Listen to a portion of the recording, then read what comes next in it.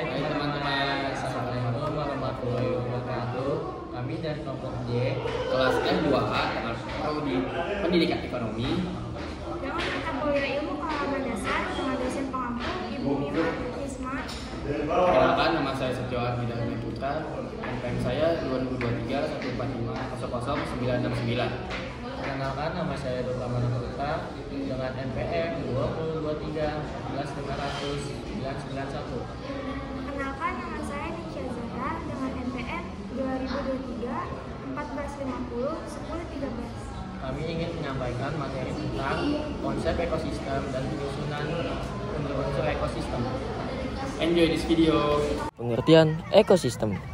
Ekosistem merupakan suatu sistem ekologi yang terbentuk oleh hubungan timbal balik tak terpisahkan antara makhluk hidup dengan lingkungannya. Ekosistem sebagai suatu tatanan kesatuan yang secara utuh dan menyeluruh antara segenap unsur lingkungan hidup dan saling mempengaruhi. Unsur-unsur penyusun ekosistem. Contoh 1, tumbuhan. Tumbuhan merupakan unsur utama penyusun ekosistem yang berperan sebagai produsen yang menghasilkan energi melalui fotosintesis dan menjadi sumber makanan bagi organisme lainnya. Contoh 2, hewan. Hewan juga merupakan bagian penting dari ekosistem, baik sebagai konsumen langsung maupun dalam siklus makanan. Mereka memainkan peran dalam mempertahankan keseimbangan ekosistem. Contoh 3, mikroorganisme. Mikroorganisme seperti bakteri dan fungsi memiliki peran vital dalam proses dekomposisi materi organik, menghasilkan nutrisi penting bagi tanaman dan organisme lainnya. Interaksi antar komponen ekosistem. Contoh 1, simbiosis adalah hubungan timbal balik yang terjadi antara organisme di dalam ekosistem. Contoh 2, mutualisme adalah keterkaitan di mana semua pihak saling menguntungkan. Contoh 3, komensalisme adalah hubungan di mana satu pihak diuntungkan tanpa merugikan pihak lainnya. Berbagai bentuk ekosistem. Yang pertama, hutan hujan tropis adalah salah satu bentuk ekosistem yang paling melimpah di planet ini. Terletak di sepanjang garis khatulistiwa, hutan hujan tropis menawarkan keanekaragaman hayati yang luar biasa. Yang kedua, savana adalah padang rumput yang terbentang luas di benua Afrika, dikenal dengan hewan-hewan besar seperti singa, zebra, dan jerapah. Ekosistem savana menampilkan lanskap yang terbuka dengan pohon-pohon yang tersebar menciptakan keindahan yang serba terbuka. Yang ketiga, lautan koral adalah ekosistem yang fantastis di bawah permukaan lautan, dihuni oleh ikan-ikan warna-warni, kerangka karang yang menakjubkan, serta berbagai spesies biota laut lainnya. Keanekaragaman biota laut dan warna-warni terumbu karang menawarkan pemandangan yang memukau bagi penyelam dan pencinta alam. Aliran energi dalam ekosistem. Yang pertama, proses fotosintetis. Fotoautotrof seperti tumbuhan dan alga memainkan peran penting dalam aliran energi dalam ekosistem. Mereka menggunakan energi matahari untuk mengubah karbon dioksida dan air menjadi glukosa dan oksigen melalui proses fotosintetis.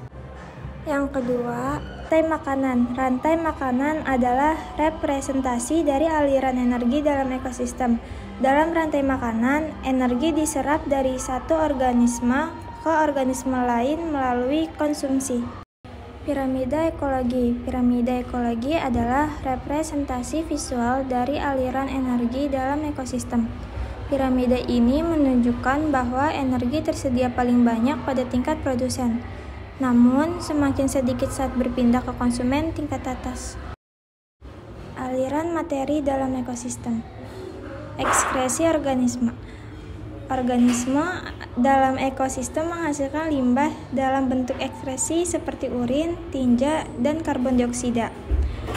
Proses penguraian. Setelah organisme mati, proses penguraian oleh bakteri dan jamur mengubah bahan organik menjadi nutrisi yang dapat diserap oleh tanah dan digunakan oleh tanaman untuk tumbuh. Siklus nutrisi.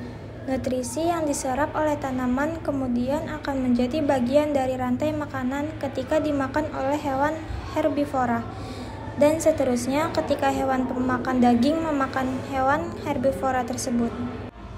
Perubahan dalam ekosistem. Yang pertama, ada perubahan iklim. Dampak perubahan iklim terhadap ekosistem seperti peningkatan suhu dan perubahan pola hujan. Yang kedua, penyusutan habitat. Perubahan penggunaan lahan dan perburuan liar mengakibatkan penyusutan habitat bagi berbagai jenis organisme. Yang ketiga, spesies invasif. Maksudnya, spesies invasif dapat menggunakan keseimbangan ekosistem asli dan menyebabkan perubahan yang signifikan. Perubahan dalam ekosistem dapat terjadi akibat berbagai faktor, seperti perubahan iklim yang mempengaruhi pola cuaca dan penyusutan habitat akibat aktivitas manusia. Salah satu perubahan yang signifikan adalah masuknya spesies invasif yang dapat mengganggu ekosistem asli. Dampak perubahan ini tidak hanya berdampak pada keberlanjutan ekosistem, tapi juga mempengaruhi keberlangsungan hidup berbagai jenis organisme di dalamnya. Konservasi ekosistem. A. Keanekaragaman hayati. Konservasi ekosistem berperan penting dalam menjaga keanekaragaman hayati. Melalui konservasi, habitat-habitat alami dapat dipertahankan untuk mendukung keberlangsungan berbagai spesies tumbuhan dan hewan. B. Keseimbangan lingkungan. Konservasi ekosistem bertujuan untuk menjaga keseimbangan lingkungan. C. Pengelolaan sumber daya alam. Konservasi ekosistem juga berkaitan erat dengan pengelolaan sumber daya alam. Langkah-langkah konservasi membantu mencegah mengeksploitasi berlebihan terhadap sumber daya alam seperti hutan, air, dan tanah. D. Menghormati kearifan lokal. Upaya konservasi ekosistem juga harus mempertimbangkan pengetahuan dan kearifan lokal dalam memanfaatkan sumber daya alam. Konservasi ekosistem. Konservasi ekosistem merupakan upaya untuk melestarikan dan mempertahankan ekosistem alam agar tetap seimbang dan berkelanjutan. Hal ini melibatkan perlindungan terhadap keanekaragaman hayati, pelestarian lingkungan, serta penanganan masalah-masalah lingkungan yang dapat mengganggu keselarasan ekosistem. Konservasi ekosistem sangat penting karena ekosistem yang sehat memberikan manfaat ekonomi, sosial, dan lingkungan yang tak ternilai, seperti penyediaan sumber daya alam, penyaringan air, pencegahan erosi, serta keindahan-keindahan alam yang memperkaya kehidupan manusia. Upaya konservasi meliputi pembatasan eksploitasi sumber daya alam, perlindungan terhadap habitat-habitat yang sensitif, rehabilitasi ekosistem yang terdegradasi, serta pendidikan dan partisipasi masyarakat dalam pelestarian alam. Kerusakan hutan mangrove juga menjadi salah satu penyebab ekosistem di wilayah pesisir semakin rusak, sehingga berpengaruh terhadap ekonomi warga sekitar. Namun sekarang kan dengan adanya abrasi, kerusakan lingkungan, perubahan iklim, kan abrasi ini sudah merusak ke daratan yang mangrove-nya terkikis. Akhirnya dari dinas yang terkait dengan lingkungan maupun kehutanan berupaya bagaimana memulihkan kondisi mangrove terkena abrasi, ya sekarang kan direhabilitasi. Bagaimana dengan sampah yang sudah mengendap di dasar laut? Sampah, terutama plastik, menjadi ancaman nyata bagi kehidupan di dasar laut. Ada bahaya yang mengancam ketika sampah sudah terurai dan bisa masuk ke dalam pembuluh darah manusia. Koresponden CNN Indonesia Silvano Hajid menelusuri bagaimana sampah plastik di laut bisa kembali ke meja makan kita.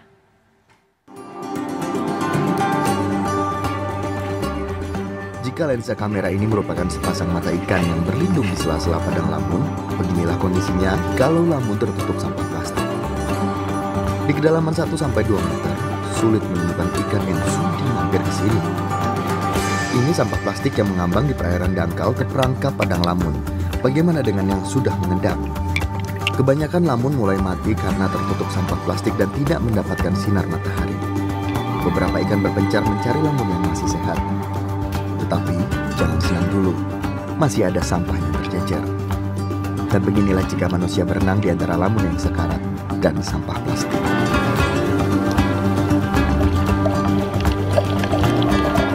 Di kedalaman 3 hingga 5 meter, sampah plastik sudah menyatu dengan karang, sehingga sulit dibersihkan.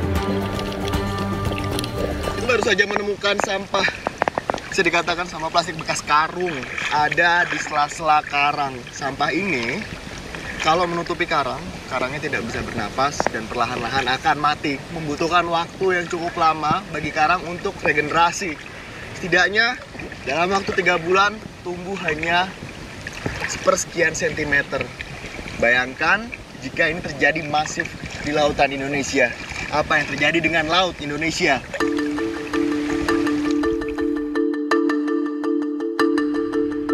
Satu-satunya cara untuk memungut sampah yang sudah menempel pada karang dan mengendap di dasar laut adalah dengan menyelam dan membawanya kembali ke daratan. Hingga saat ini, tidak ada satupun alat canggih buatan manusia yang mampu mencari sampah di dasar lautan. 5 menit sudah berlalu, masuk di kedalaman 15 meter. Sampah plastik ini sudah memudar warnanya. Makin ke dalam, makin banyak pula sampah yang bisa ditemukan. Karang sekitarnya mulai rusak. Tak ada warna lain yang bisa berpendar terkena sinar matahari pada terumbu karang ini. Hampir semuanya berwarna coklat keputihan. Sampai di darat, terkumpullah sampah yang kebanyakan adalah sampah plastik. Setelah menyelam selama 15 menit di kedalaman 15 meter, inilah sampah yang ditarik dari dasar laut. Ini kalau bisa saya gambarkan, sudah bersatu dengan laut. Bisa lihat ada binatang laut di sini. Tadi dia terperangkap di dalam plastik ini dan mungkin kita lepaskan saja. Walaupun kecil tapi ini sangat berguna bagi ekosistem di laut. Sampah yang Anda lihat ini ada dalam kehidupan kita sehari-hari. Mengapa bisa mengendap di laut? Di sini ada kemasan minuman yang kalau dilihat dari bentuk fisiknya mungkin sudah terurai cukup lama di dasar laut. Tapi ini masih tertinggal sedotannya. Masih bentuk sedotan, masih bentuk plastik. Belum terurai. Sampah plastik ini butuh waktu puluhan tahun untuk terurai dan menciut dengan bantuan sinar matahari dan angin. Sampah plastik yang sudah tercacah membentuk mikroplastik dan menjadi konsumsi ikan. Lebih jauh lagi, ikan yang lebih besar memakan ikan-ikan kecil yang sudah terkontaminasi mikroplastik. Plastik ukuran mikron ini masuk dalam rantai makanan hingga dikonsumsi manusia. Mikroplastik akhirnya bersemayam di dalam tubuh kita. Beberapa tahun lagi mikroplastik ini akan menciut menjadi ukuran nano dan dengan mudahnya masuk ke dalam aliran darah binatang laut dan manusia. Mengandung bahan polimer kompleks yang akan mengikat zat kimia lainnya masuk ke dalam darah kita. Inilah malapetaka yang diprediksi para ilmuwan. Jadi kesimpulannya, konsep ekosistem adalah bahwa ekosistem merupakan sistem kompleks yang terdiri dari berbagai unsur penyusunan seperti organisme hidup, faktor abiotik, dan interaksi antara mereka. Unsur-unsur penyusunan ekosistem meliputi produsen, konsumen, dekomposer, air, udara, tanah, dan faktor iklim. Interaksi antara komponen ekosistem melibatkan hubungan simbiosis seperti mutualisme, parasitisme, dan kompetisi antar spesies. Selain itu, ekosistem juga dipengaruhi oleh faktor abiotik seperti cuaca, iklim, dan geologi. Berbagai bentuk ekosistem termasuk hutan, padang rumput, sungai, danau, laut, gurun, serta ekosistem buatan manusia seperti pertanian dan perkotaan. Aliran energi dalam ekosistem dimulai dari produsen yang menggunakan energi matahari untuk fotosintesis, kemudian energi tersebut ditransfer ke konsumen primer, konsumen sekunder, dan seterusnya dalam rantai makanan. Materi beredar dalam ekosistem melalui siklus biogeokimia seperti siklus karbon, nitrogen, dan air yang memungkinkan penggunaan ulang bahan organik oleh organisme dalam proses abiotik. Sekian video dari kelompok kami. Sebentar si Edo mau pantun. Ada Bang Diren beli sashimi. Cakep. Beli sashiminya di Lebak Bulus. Cakep. Sekian dari kelompok kami. Semoga nilai kita bagus. Amin. Wassalamualaikum warahmatullahi wabarakatuh. Bye bye. Kelompok kami, semoga nilai kita gak bagus. pulang.